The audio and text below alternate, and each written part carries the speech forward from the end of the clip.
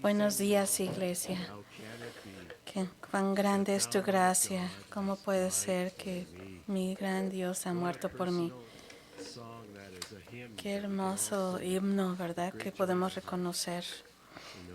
Y es un gran gozo poder cantar ese himno. Nuestras cadenas se han caído y Dios nos ha liberado. El día de ayer hubo un desayuno, una reunión de desayuno de varones y es algo muy bonito. Tuvimos un buen tiempo, tuvimos un gran desayuno y pues todos estamos sentados en una mesa circular y tuvimos tiempo para platicar de nuestras vidas entre nosotros y el Señor. Y también hubieron bastantes peticiones de oración. Fue algo muy importante, una oración entre todos. Gracias a Dios por todos. Hubieron muchas peticiones, muchas oraciones que fueron contestadas y otras que fueron nuevas. Y siempre damos gracias al Señor por estas reuniones. Es bueno ver de todo tipo de edades reunirnos y estar juntos con el Señor fuera de los horarios regulares de venir al templo. Hoy vamos a leer Mateo 26, Mateo capítulo 26, versículos del 26 al 28. Es la cena del Señor. Mateo 26, del 26 al 28. Mientras ellos comían, Jesús tomó pan y lo bendijo y partió y dio a sus discípulos y dijo: tomen, coman, este es mi cuerpo. Tomando la copa y habiendo dado gracias les dio diciendo: beban de ella todos, porque esta es mi sangre del pacto, la cual es derramada para el perdón de pecados para muchos. Pero les dijo que desde ahora no beberé más de este fruto. So we go down now to verse 26 and verse 30. So verse 26. Leyó un poquito antes del 26, pero vamos a leer nuevamente el 26. Mientras ellos comían, Jesús tomó pan y lo bendijo y partió y lo dijo a sus discípulos y dijo: tomen, coman, esto es mi cuerpo. Tomando la copa y habiendo dado gracias, les dio diciendo: beban de ella todos, porque esta es mi sangre del pacto, la cual es derramada para el perdón de pecados para muchos. Pero les digo que desde ahora no beberé más de este fruto de la vid hasta aquel día cuando la beba nuevo con ustedes en el reino de mi Padre. Y después de cantar un himno, salieron al monte de los olivos.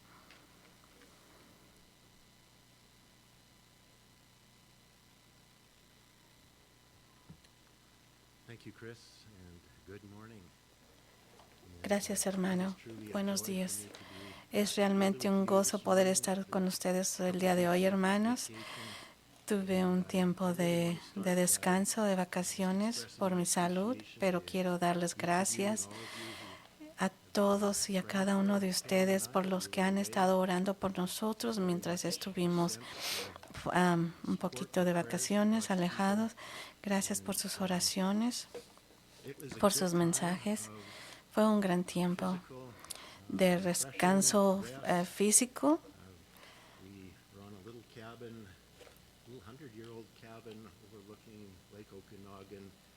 Nos fuimos a una cabañita viejita ahí en Okanagan y estuvimos bien.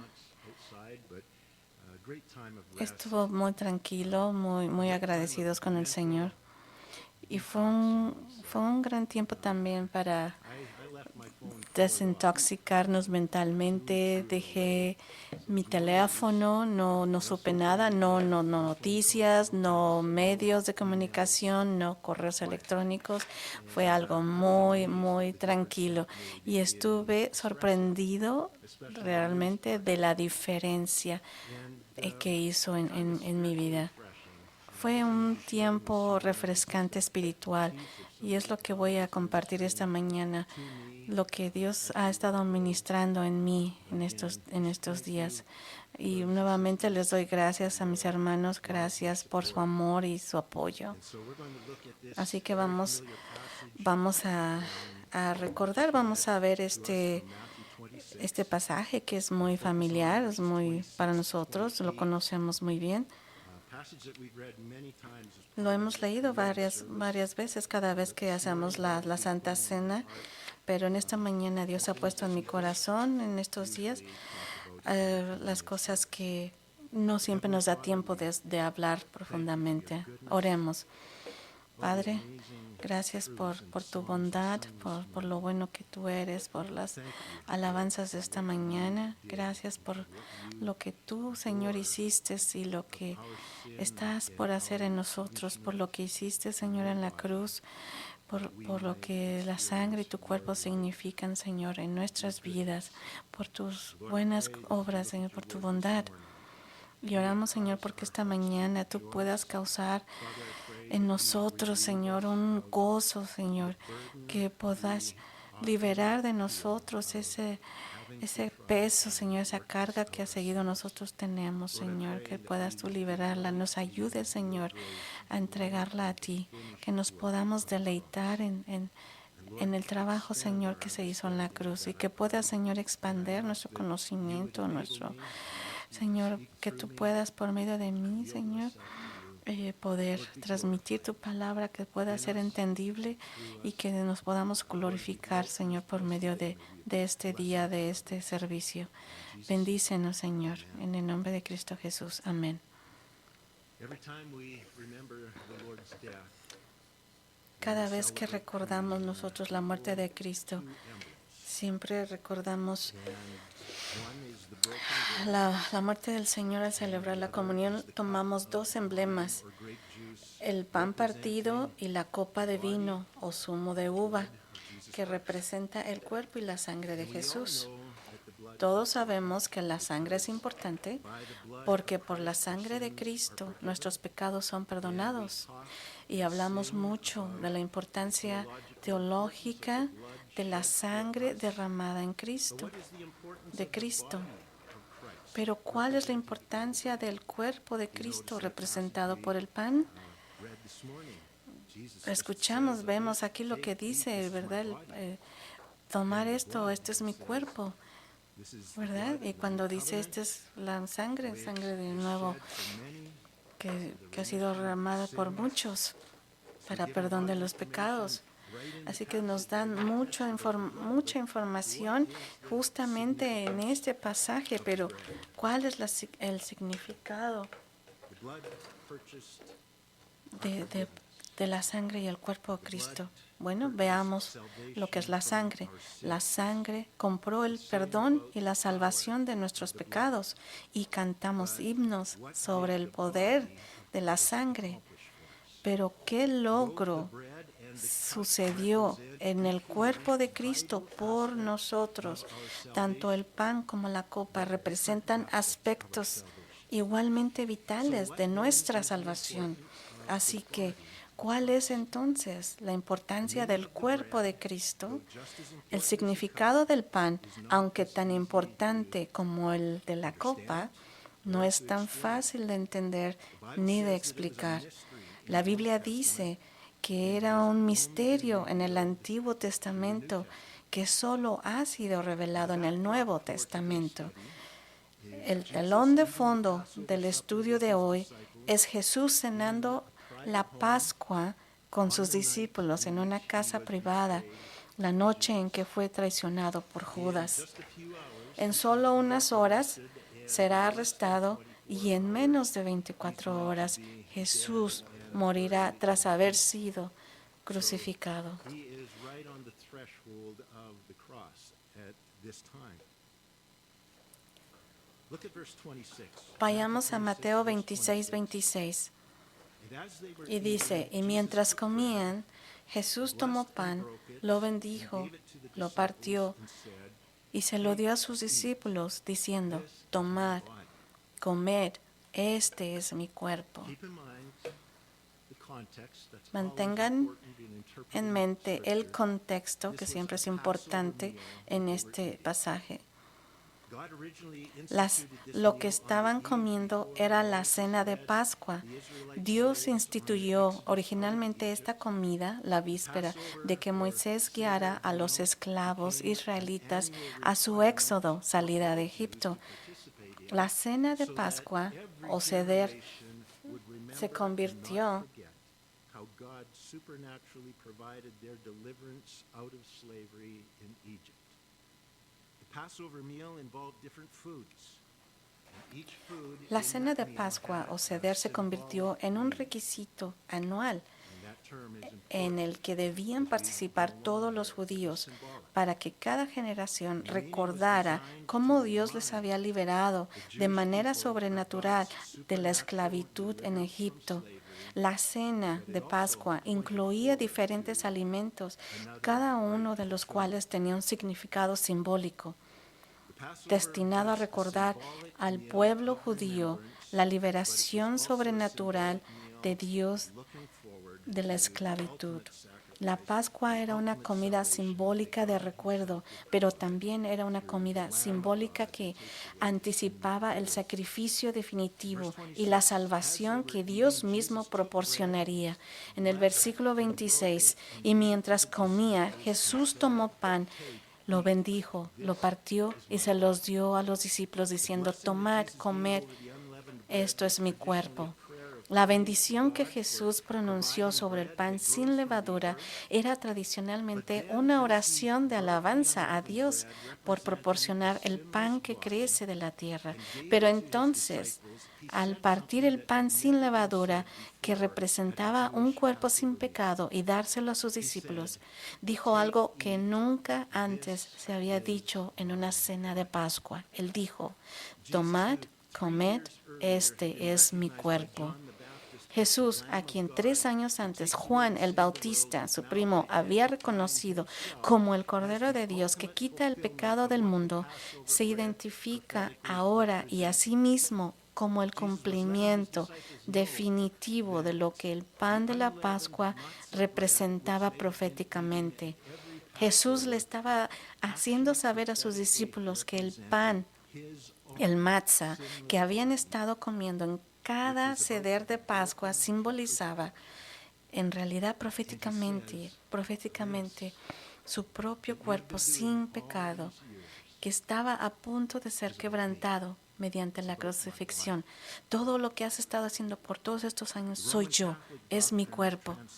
Llevas toda la vida comiendo este pan en cada Pascua y te das cuenta de lo que simboliza. Este es mi cuerpo.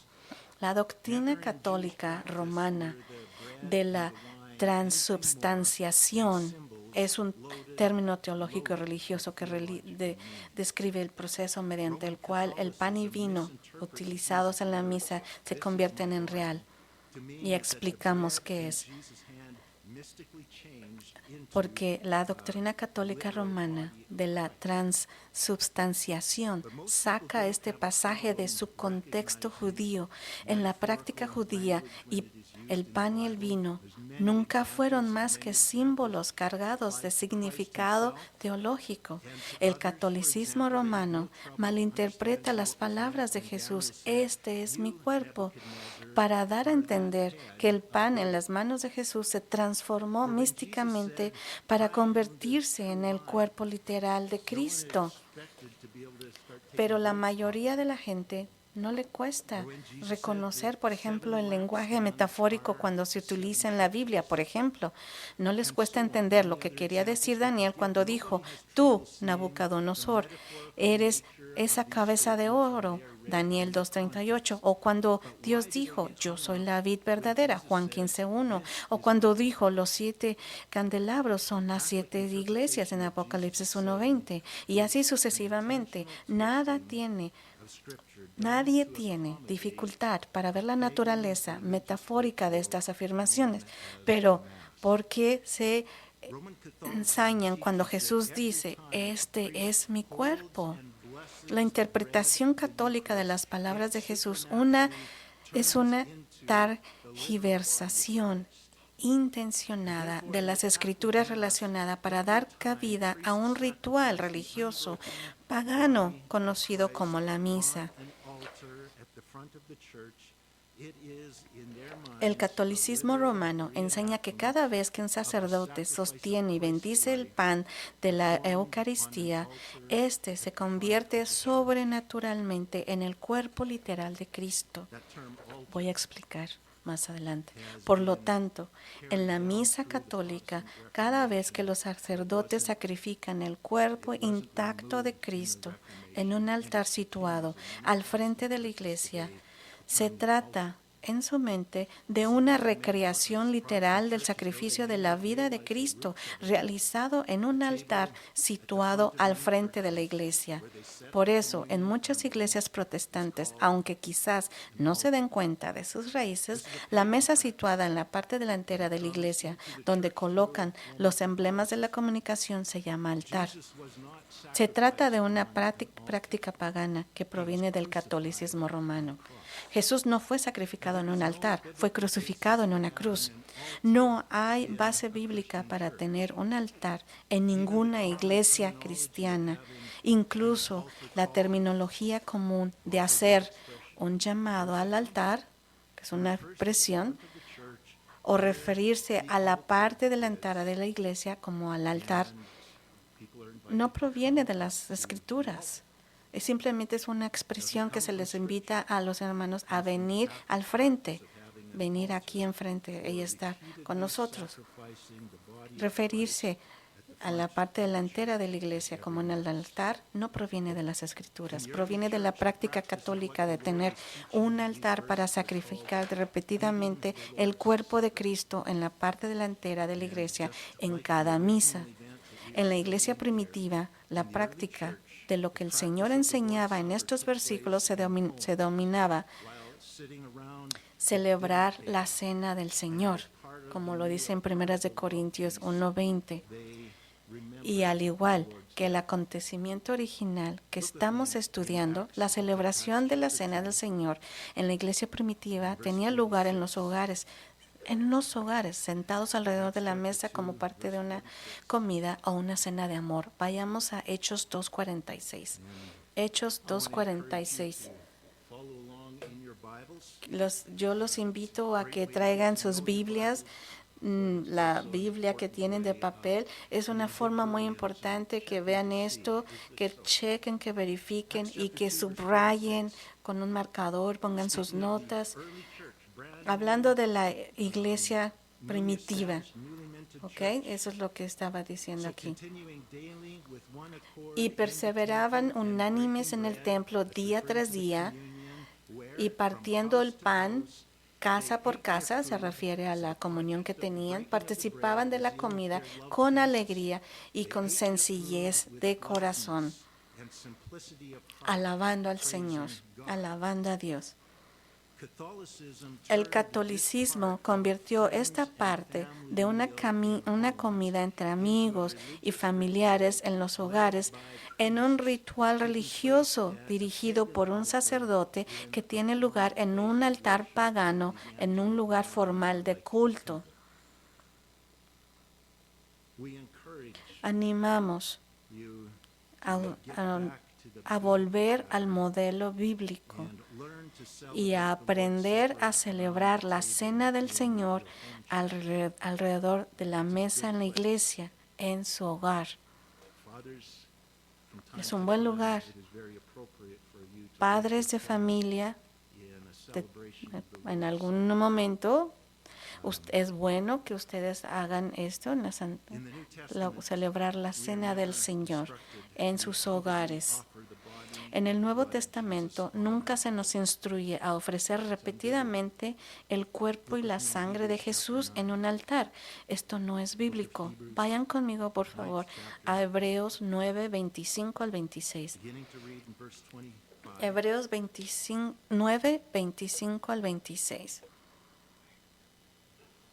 And we're looking here for what does the Bible say about this Estamos repeated viendo qué es lo que offering of dice body and blood of aquí. Jesus on an altar.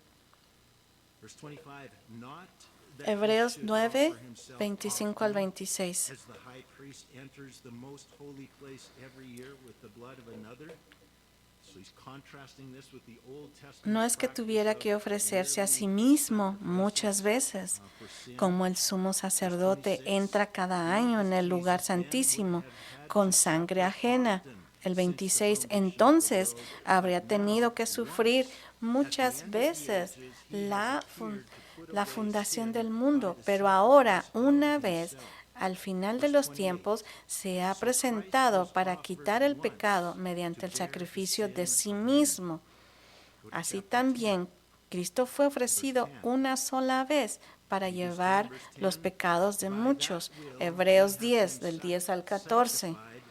Por esta voluntad hemos sido santificados mediante la ofrenda del cuerpo de Jesucristo. ¿Qué tan seguido? Una vez por todas. Y todo sacerdote permanece de pie, el sacerdote judío, ministrando diariamente. Esto es lo que hacen los sacerdotes católicos cada vez que celebran la misa y ofreciendo repetidamente los mismos sacrificios que nunca pueden quitar los pecados. Pero este hombre, Jesús, después de haber ofrecido un solo sacrificio y para siempre por los pecados, para siempre, se sentó a la diestra de Dios, esperando desde entonces a que sus enemigos sean puestos por estrado de sus pies, porque con una sola ofrenda ha perfeccionado para siempre a los que están siendo santificados. As a father in your home can't lead your family in the communion because it should be done by a priest. There was a high priest. Ahora imagínense que yo les estoy diciendo que como padre de familia no puedas hacer esta Santa Cena porque tiene que ser un sacerdote. Cuando dice que Jesucristo dice que Él es del Altísimo viene, cuando Él dice ya no hay más sacrificio para pecado, yo lo hice todo y lo hice una sola vez, entonces no tiene por qué repetirse y repetirse, matar, morir. Así que sí, padre de familia, tú puedes hacer la Santa Cena en tu casa. No necesitas ser un padre, un sacerdote. Back to Matthew chapter Regresemos a Mateo 26. Mateo 26, 26, verse 27. versículo 27. Then he took the cup Entonces tomó la copa and gave it to them, y saying, habiendo dado gracias, le dio diciendo, beban de ella todos, porque esta es mi sangre del nuevo pacto, que es derramada para muchos para el perdón de los pecados. Estos versículos están cargados de verdades teológicas y podríamos pasar muchas horas explorando su rico significado. Podríamos decir lo mismo de la copa de vino, al igual que del pan, que es simbólica en el pensamiento y la práctica de la Pascua judía. symbolically in his Last Supper. Never would the Jews Nunca understand Jesus being entenderían los judíos que Jesús les estuviera pidiendo que bebieran literalmente sangre, ya que era una práctica pagana prohibida por la Biblia. En Levíticos 3:17, en Hechos 7:26, 15 al 20, o sea, no pudo haber dicho esto, que bebieran sangre, porque era algo literal, porque era algo prohibidísimo. Sin embargo, como dije al principio de este mensaje, escuchamos muchas enseñanzas sobre la sangre y muchos creyentes desconocen la importancia del pan como representación del cuerpo, por lo que hoy me centraré en el significado del cuerpo de Cristo. But many believers don't know the importance Vamos of a the bread, hablar sobre la importancia del pan representando a Jesucristo. Hoy será la concentración, el enfoque en ello. Vayamos a versículo 28. Jesús dice, porque esta es mi sangre del pacto nuevo, que es derramada por muchos para el perdón de los pecados. Es algo asombroso, verdaderamente maravilloso que tus pecados sean perdonados. Y necesita ser un enfoque para nosotros, algo para dar gracias. Pero como nuevos creyentes, si es todo lo que tú conoces, que la sangre, por medio de su sangre, mis pecados son perdonados, poco después de experimentar el perdón de nuestros pecados, nos encontramos con un problema si eso es lo único que vas a entender. Tienes la mitad entendible. No sabemos cómo empezar. Eres un nuevo creyente. ¿Cómo empezar a vivir esta nueva vida? ¿Cómo le hago para dejar de pecar? ¿Cómo le hago para que esto nuevo que estoy viviendo funcione? ¿Cómo evito pecar? Lo que pronto descubriremos es que confiar de la sangre derramada para la remisión de los pecados solo resuelve el problema de eliminar la culpa de nuestros pecados. La sangre borra la culpa, pero no nos da fuerzas para no seguir cometiendo más pecados. Y a menos que se nos enseñe lo contrario, pensamos que debemos esforzarnos mucho y poner todo de nuestro empeño en vivir de otra manera, porque esa es la única forma que hemos conocido para lograr algo, por nuestras propias fuerzas y echarle ganas, seguir adelante. Así que solo en tus propias fuerzas puede llevarte a frustración. Así que salimos y tratamos de vivir la vida cristiana, pero no lo conseguimos del todo. En cambio, inevitablemente pecamos un poco y a veces en nuestros días malos pecamos mucho y luego confesamos nuestros pecados antes de acostarnos y experimentamos el perdón. Y al día siguiente decimos, lo vamos a intentar, voy a intentarlo más fuerte, voy a echarle más ganas y un poco más de ánimo, pero tarde o temprano volvemos a pecar. Confesamos nuestros pecados y experimentamos el perdón. Algunos días son mejores que otros y es arriba, a veces estamos bien, a veces no, a veces estamos arriba, estamos abajo, como una montaña rusa. Y esto continúa día a día, año tras año. Y esta es la razón que muchos cristianos se van, se alejan de la fe porque dicen no puedo, no es para mí. Y en nuestra frustración y determinación por mejorar, nos obsesionamos con esforzarnos por cambiarnos a nosotros mismos. Nos centramos en nuestras habilidades, nos centramos en nosotros mismos y en nuestro pecado. ¿Cómo puedo hacerlo mejor? ¿Qué prácticas o qué técnicas puedo mejorar? ¿Cómo lo puedo hacer mejor? Leemos libros, escuchamos sermones, quizás aprendamos algunos trucos que nos ayudan un poco, pero la atención se centra en nuestro mal desempeño y en intentar averiguar cómo me arreglo yo, cómo lo hago mejor. Y estamos en una montaña rusa porque nuestro rendimiento sube y baja y nunca estamos a la altura. Y podemos empezar a pensar que esta vida cristiana no es para nosotros y que no va a funcionar y que nunca voy a mejorar. Nunca voy a salir de esto, siempre vuelvo a hacer lo mismo, siempre vuelvo a pecar o hago otras cosas. ¿Y cuál es el problema? El problema puede ser que hay dos símbolos en nuestra comunión que representan la obra consumada de la cruz, pero solo entendemos una parte. Entendemos la sangre que fue derramada para el perdón de nuestros pecados y ni siquiera sabemos que significa el símbolo del pan, el otro emblema. ¿Qué es lo que hace el pan para mí? ¿Qué significa el pan?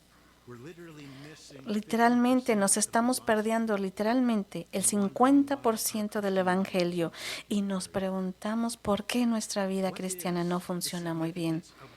¿Cuál es el significado del pan que representa el cuerpo de Cristo?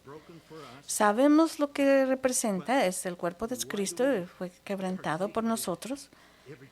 Pero, ¿qué es cada vez que tomamos comunión? ¿Qué es el pan? Déjenme darles un ejemplo que tal vez nos ayude a empezar a entender el significado del cuerpo de Cristo. Imagínense ustedes mismos retrocediendo 2000 años en el tiempo. Estás afuera de la ciudad de Jerusalén presenciando una crucifixión romana y te das cuenta de que es Jesús a quien están crucificando. Tú estás ahí 2000 años antes y estás viendo cómo ese hombre, Jesucristo, está siendo crucificado. Y tú puedes ver cómo su sangre fluye profusamente para pagar el castigo de tu pecado y te embarga la emoción y una tremenda gratitud por el hecho de que Él hiciera eso por tus pecados, por salvarte. Pero de repente ocurre algo muy inesperado. Empiezas a tener una experiencia extracorporal, ya que tu espíritu es transformado fuera de tu cuerpo y ascendiendo al cuerpo del mismo Cristo. Lo estamos ilustrando en el sentido espiritual, en el campo espiritual. Tu espíritu está ascendiendo en el cuerpo del mismo Cristo. Ya no eres simplemente un observador. Tu espíritu está ahora en Cristo. Estás participando con Él en la crucifixión. Tú estás a Él. Tu espíritu está ahí siendo crucificado con Jesucristo. Estás siendo crucificado con Jesús y cuando Él grita en su último aliento, consumado es, y muere, tú mueres con Él. Esta ilustración realmente sucedió. Vayamos a Romanos 6, 3, 7. Así que no confíen en lo que dice Ron, lo que digo yo. Vayan a Romanos 6, de lo que les acabo de decir, de este ejemplo. Vayan a Romanos 6, 3, 7. ¿O no sabéis que todos los que fuimos bautizados en Cristo Jesús, fuimos bautizados en su muerte? Esta palabra bautizados, en la palabra griega, significa baptizo, que significa literalmente ser sumergido o colocado en algo que se envuelve. Puede ser que se ha envuelto en agua o en muchas otras cosas. Se puede usar de diferentes formas. En este pasaje no se está hablando de agua, envolverse en agua. Así que leámoslo de nuevo utilizando simplemente el significado en español en lugar de la palabra griega. Romanos 6, 3, 7 otra vez. ¿O no sabes que todos los que fuimos sumergidos en Cristo Jesús, no en dentro de agua, sino metidos en Jesús, fuimos inmersos, metidos en su muerte, lo que significa que tu espíritu, tu vida, fue puesta en el cuerpo de Cristo mientras Él moría en la cruz? Entraste en Cristo, estabas dentro de Cristo. Verso 4. Por eso fuimos sepultados con Él mediante esa inmersión en su cuerpo en el momento de su muerte, mediante ser inmerso, metido en su cuerpo en el momento de su muerte, para que así como Cristo resucitó de entre los muertos por la gloria del Padre, así también nosotros vivamos una vida nueva. Morimos junto con Él. Y cuando Él resucitó, cuando Él resucitó de la muerte, ¿dónde está? ¿Dónde estás tú? Tú resucitas con Él en espíritu, junto con Él. ¿Cómo vivimos esta vida cristiana? Aquí está la llave. Aquí dice por lo que Cristo hizo en la cruz. Vayamos al versículo 5. Porque si hemos sido unidos con Él en la semejanza de su muerte, ciertamente también lo seremos en la semejanza de su resurrección. En la semejanza de su resurrección. Sabiendo esto, que nuestro viejo hombre, nuestra vieja naturaleza pecaminosa, nuestro viejo espíritu pecaminoso, fue crucificado con Él, para que en el cuerpo del pecado fuera destruido, a fin de que ya no seamos esclavos del pecado, no más. Este era el significado de su cuerpo. Esto es lo que significa, a fin de que ya no seamos esclavos del pecado.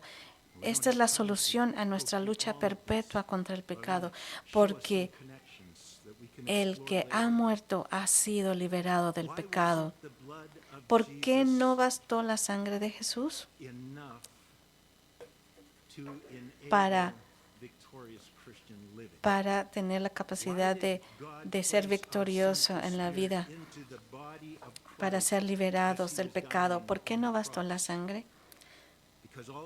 ¿Por qué Dios puso nuestro espíritu pecaminoso en el cuerpo de Cristo mientras Él moría en la cruz? Porque aunque la sangre de Jesús pagó el castigo por nuestro pecado y lavó la culpa de nuestro pecado, seguíamos teniendo una naturaleza pecaminosa que seguía pecando. Era la fuente de nuestro pecado. Tenía que ser dada a la muerte. En esta temporada de primavera que sale el pasto, tal vez ustedes puedan ver unas florecitas amarillas que le llaman dientes de león, que abundan, hay muchas. Y si sabemos mucho que si solo arrancas la flor o cortas la planta a raíz de la tierra, sabemos que ellas van a volver a crecer una y otra vez. Es como nuestros pecados han sido perdonados, han sido llevados, alejados, pero tienes que sacar la raíz, arrancar la raíz para que, o de otra manera, nunca te liberarás del problema. De la misma manera, necesitamos algo más que el perdón de nuestros pecados. Dios tenía que eliminar la vieja naturaleza pecaminosa de nuestras vidas, por lo que la puso en el cuerpo de Cristo y luego la dio a muerte con Cristo para que no pudiera seguir produciendo pecado en nosotros. Hay dos aspectos de la salvación, dos logros principales de la cruz, y ambos son vitales para nuestra salvación. La primera es la sangre que fue derramada para el perdón de nuestros pecados, en plural, pecados. Nuestra justificación es una forma técnica. Nuestra justificación, fuimos justificados por medio de la sangre de Jesucristo. El segundo punto es el cuerpo en el que fuimos colocados para que nuestra naturaleza pecaminosa pudiera ser eliminada y para que pudiéramos tú y yo comenzar a vivir correctamente. Se llama santificación. El cuerpo tiene que ser santificado. La sangre tiene que hacer la justificación. Sangre es la justificación, el cuerpo, la santificación. Y esto es lo que hacemos en la Santa Cena y lo seguimos haciendo hasta que venga nuestro Jesús, hasta que la segunda venida de nuestro Señor, que vamos a recibir cuerpos glorificados, vamos a ser justificados, santificados y glorificados. Nuevo cuerpo, nuevo espíritu. Volvamos a leer este pasaje que leímos en el capítulo 10 de Hebreos.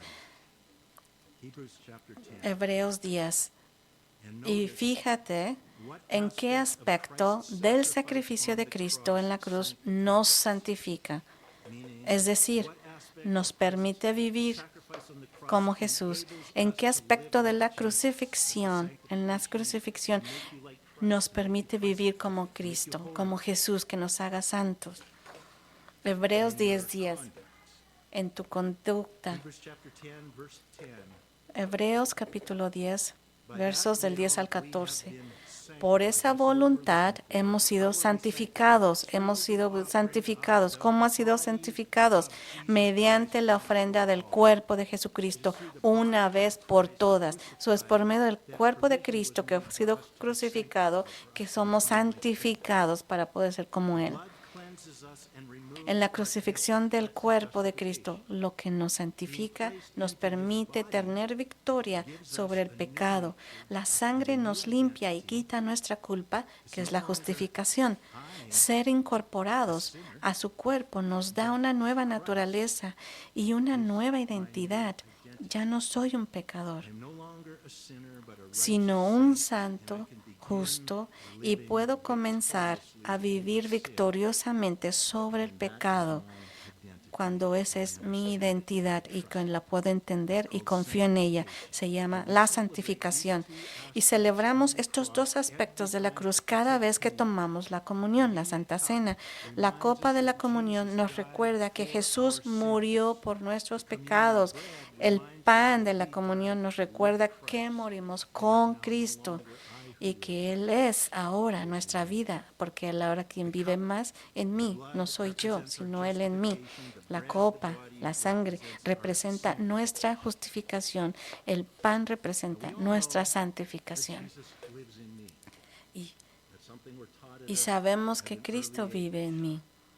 But did you realize that less than 10 times La Biblia nos the Bible dice tells us a los Christians cristianos that Jesus menos is de in 10 us? veces que Jesús está en nosotros? We need to be told that Jesus ¿Cuántas lives in us suficiente, less than 10 times. suficiente veces para decirnos que vive en nosotros? ¿Cuántos necesitamos? Dice, la Biblia nos dice a los cristianos menos de 10 veces que Jesús está con nosotros. Pero más de 100 veces nos dice que nosotros estamos en Cristo. Lo enfatiza.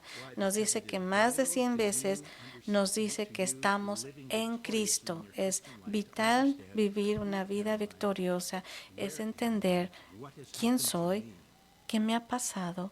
Many Christians don't understand it. Muchos cristianos no lo entienden, pero esta unión es lo que representa el pan. Cristo en ti y tú en Cristo han sido traídos juntos, se hace uno. En Gálatas 2:20. Gálatas 2:20. Vayan conmigo, por favor. Por favor, no quiero mandarlos, simplemente. Galatians 2, Vayamos. verse 20. Gálatas 2:20. I, and in this context, Yo. it's referring to my sin nature. Se refiere a mi naturaleza pecaminosa.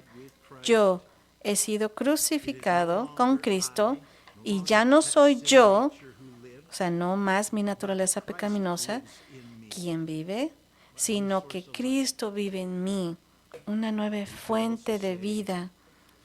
Christ is my life. También podrías decir, Cristo es mi vida, que en muchas partes de la Biblia se expresa de esa forma.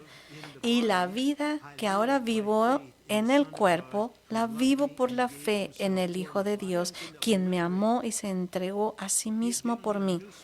Me ha dado un nuevo espíritu y Él ha unido su espíritu con el mío. It is no longer the old me. Y ya no soy yo, el viejo yo, que estoy haciendo todo por mis propias fuerzas. Ahora soy una nueva criatura. Él es mi vida, Él es mi recurso. Todo lo que yo no necesito, lo que yo necesito en santidad es Él, está en Él. Entonces, ¿cómo empezamos a vivir de verdad y experimentar el poder para llevar una vida cristiana? ¿Cómo la hacemos funcionar? ¿Cómo puedo hacer que mi vida cristiana funcione? ¿Cómo puedo evitar que esté en esta montaña rusa espiritual y que constante en pecado, confesar nuestro pecado, experimentar el perdón, este ciclo que da? Pero luego, por mucho que lo intentamos, volvemos a pecar y a necesitar arrepentirnos de nuevo, una y otra vez repetidamente. Está mi vida, hasta que Él me habló y me dijo lo que tengo que hacer. It is impossible Es imposible que Y yo puedo decirlo, es imposible que vivas una vida de victoria sobre el pecado si no sabes que tu antigua naturaleza pecaminosa ha muerto con Cristo y que Cristo ahora vive en ti y pone su vida totalmente a tu disposición para vivir a través de ti como si Él fuera tú. Muchos cristianos hablamos de esto. Yo solo soy un pecador. Dice que en la Biblia que el pecador fue puesto a muerte y que no más. Somos una nueva creación. Por eso batallan, porque no saben quién fue Cristo y qué se puso en la cruz. Vivimos victoriosamente al poner nuestra fe en estas verdades, en estas dos verdades, cuando nos enfrentamos a la tentación de pecar. Señor, yo no puedo, pero tú puedes. Yo confío en la victoria. La victoria es tuya, que me des el poder de resistir la tentación, porque yo sé por mi propia experiencia, yo no lo puedo hacer por mí mismo, porque batallo, sufro, porque tú me has dado ya la respuesta y es venir a ti, confiar en ti. Pero si no crees en esta verdad, seguirás pensando que tu naturaleza pecaminosa simplemente ha sido perdonada, pero sigue muy viva en ti, lo cual no es cierto según la Biblia. Y no sabrás que ahora es Cristo quien vive en ti en lugar de la naturaleza pecaminosa, que es la verdad. No sabrás que Cristo vive en ti nuevamente si no conoces estas dos verdades. Y por lo tanto, si no sabes esto, no puedes creerlo. Y si no lo crees, no puedes vivirlo por la fe de que has sido crucificado y que el Hijo de Dios resucitado es ahora tu vida y que Él puede vivir su vida poderosamente a través de ti. ¿Quién eres? ¿Quién eres tú? He sido hecho justo y con Cristo soy. Y Él es mi identidad. Él es ahora mi vida.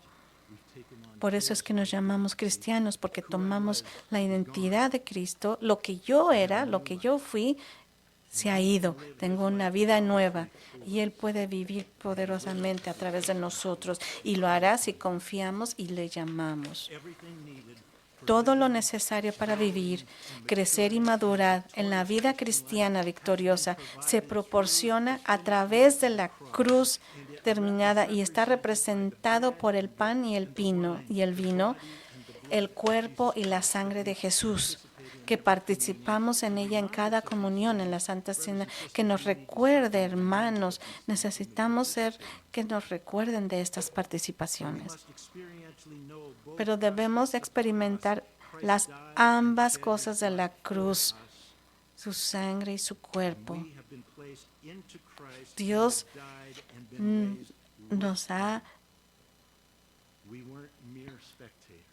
no éramos solamente espectadores. Gracias al Señor nos ha puesto con Él a muerte y nos ha hecho criaturas nuevas, vivir en Él, para Él. Así que ya no soy más yo el pecador que vive, sino Cristo que vive en mi vida. Mi naturaleza no es de un pecador. Así que sabemos aún de esto que a veces pecamos, sabemos eso, pero mi naturaleza es que he sido hecho a la justicia e imagen de Dios. He sido aceptado, he sido amado, he sido hecho valoroso, que valgo. Y se me ha dado la vida de Cristo Jesús para que pueda operar en mí, en vez de yo ser que en mis fuerzas. Y le pido y testifico ante ti. Y yo soy una prueba de que Dios ha vivido en mí. Olvidamos algunas veces de todo esto, pues por eso es que nos tenemos que recordar quién es la victoria, en quién está la victoria, de quién es nuestra vida.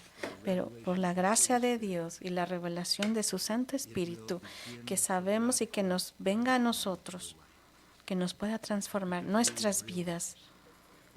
Dios no ha retenido ni omitido nada de la obra consumada de la cruz que sea necesario para que vivamos con éxito la vida cristiana, abundante y victoriosa.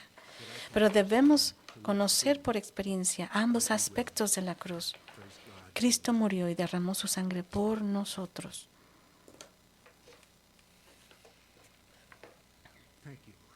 Y hemos sido colocados en Cristo y hemos muerto y resucitado con Él. Gracias, Señor. Así que ya no es el pecador que eres tú quien vive, sino que ahora Jesús es tu vida. Esta verdad tal vez tarde, pero cuando lo haga y llegue a ti, comenzará a transformar radicalmente tu vida. Gracias, Señor. Gracias, Padre, por esta unión, Señor, por este sacrificio, Señor, de tu sangre y tu cuerpo, que ya no somos nosotros, no más, pero vivimos en Cristo, somos una criatura nueva, y por todo, Señor, lo que se necesite de vivir en santidad, Señor, que tú nos lo proporcionas y nos lo das, Señor. Y que las mentiras del enemigo, Señor, no las sigamos, y que seamos victoriosos en Cristo Jesús, y que en esta comunión, Señor, que tenemos hacia ti, que crezca. Y, Señor, que el enemigo no pueda tener sobre nosotros ningún poder. Alejamos de todo esto. Y, Señor, que Padre, que si pensamos que solo la vida cristiana es venir a ti, pedir perdón y volver a pecar y volver a venir a ti y ser perdonados, Señor, que esto se acabe este ciclo, Padre, porque tú nos has dado todo, Señor, para esta vida, para ser santificados y justificados en el nombre de Cristo Jesús. ¿Cómo te damos gracias por esto, Padre? Gracias, Señor, por lo que has hecho en la cruz por nosotros. Y simplemente oramos, Señor, y venimos porque, Señor, tú empieces en nosotros este incremento de poder entender y nuestra experiencia de poder comprender lo que hiciste en realidad por nosotros en la cruz, y que no más por nuestras fuerzas es que podemos seguirte, sino, Señor, eres tú en nosotros. Ayúdanos, Padre, vive tú por medio de mí, Señor. Y pedimos que tú, Señor, vivas en nosotros, que podamos vivir tu vida, Señor, por medio de nosotros. Ya no dependemos de nosotros, sino somos uno solo, dependemos de ti, Señor. Somos uno solo, Padre, y tal vez no entendamos bien, Padre, pero pedimos por ese entendimiento. Dirígenos, Señor. Y todo esto te lo pedimos en el nombre de Cristo Jesús. Amén.